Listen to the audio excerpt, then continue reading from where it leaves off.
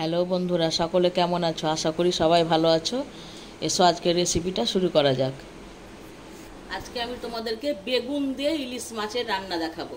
তো চলো উপকরণগুলো দেখিয়ে দিই। পরিমাণ মতো এখানে আমি সরষের তেল নিয়েছি, আর দুটো বেগুন লম্বা লম্বা করে পাতলা করে কেটে নিয়েছি, আর 7-8টা মতন কাঁচা লঙ্কা চিড়ে নিয়েছি। পরিমাণ মতো একটু জিরে গুঁড়ো নিয়েছি, হলুদ গুঁড়ো নিয়েছি, লবণ নিয়েছি, কালো জিরে নিয়েছি, আর 1/2 চামচ আমি কাশ্মীরি লঙ্কার গুঁড়ো নিয়েছি।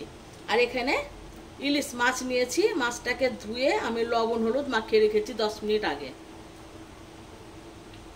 গ্যাস ধরে একটা কড়াই বসিয়ে দিয়েছি। কড়াই আমি সরষের তেল দিয়ে দিচ্ছি। তেলটা একটু বেশি পরিমাণেই দেব। তেলটা একদম ধোয়া ওঠা গরম হয়ে গেছে। এবার আমি ওই তেলের মধ্যে মাছগুলোকে ছেড়ে দিচ্ছি।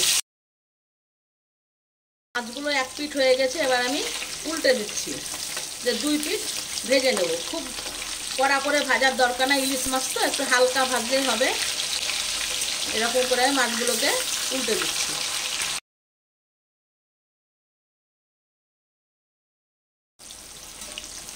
এবার মাছগুলোকে আমি অন্য পাত্রে তুলে নিচ্ছি। আবার ওই তেলের মধ্যে আমি দুবারে ভেজে নিচ্ছি মাছগুলোকে। সব মাছগুলো আমি দুবারে ভেজে নিলাম।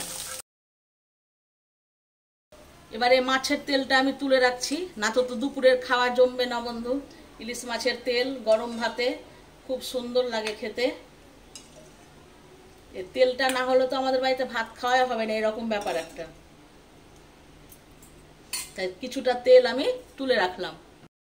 ওই তেলের মধ্যে আমি এই ছোট চামচের 1 চামচ কালো জিরে দিয়ে দিচ্ছি, আর কাঁচা লঙ্কা দিয়ে দিলাম 4টে। একটু সামান্য নাড়াচাড়া করে বেগুনগুলো দিয়ে দিচ্ছি। বেগুনটাকে একটু ভেজে নেব। বেগুনটাতে একটু তেল কম মনে হচ্ছে, আমি এখন 2 দশন তেল দিয়ে দেব। 2 চামচ তেল দিয়ে দিচ্ছি। ভালো করে বেগুনগুলোকে ভেজে নেব। বেগুনগুলো ভাজা হয়ে গেছে।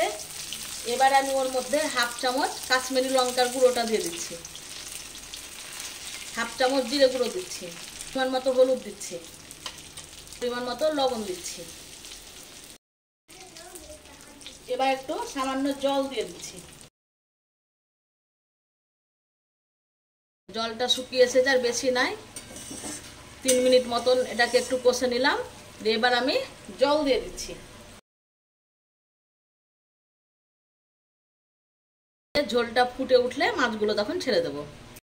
ফুটে উঠেছে, এবার আমি ওর মধ্যে মাছগুলোকে সব ছেড়ে দিচ্ছি। এখন গ্যাসের আঁচটাকে একটু কমিয়ে দিচ্ছি। ভালো করে একটু ঝোলের মধ্যে মাছগুলোকে ডুবিয়ে দেব। এই দেখো ঝোলে দিয়ে মাছটা 4 থেকে 5 মিনিট মতো ফোটাবে। ঠিক আছে, বেশিক্ষণ ফোটানোর দরকার নাই। মাছটা আমার কমপ্লিট হয়ে গেছে। এবার আমি গ্যাসের আঁচটাকে একেবারে কমিয়ে দিচ্ছি। কাঁচা লঙ্কাগুলো এখন দিয়ে দিচ্ছি। এই কাঁচা লঙ্কাগুলো বন্ধু ভাত দিয়ে খেতে খুব সুন্দর লাগে। তো তোমরা এরকম করে একবার বেগুন দিয়ে ইলিশ মাছ রান্না করে দেখো, খেয়ে কেমন লাগলো আমাকে কমেন্ট করে জানাবে। তাহলে বেগুন দিয়ে ইলিশ মাছ আর মাছের তেল উঠিয়ে রেখেছি। তাহলে আজকের মতো বন্ধু বিদায়, আবার কালকে দেখা হচ্ছে।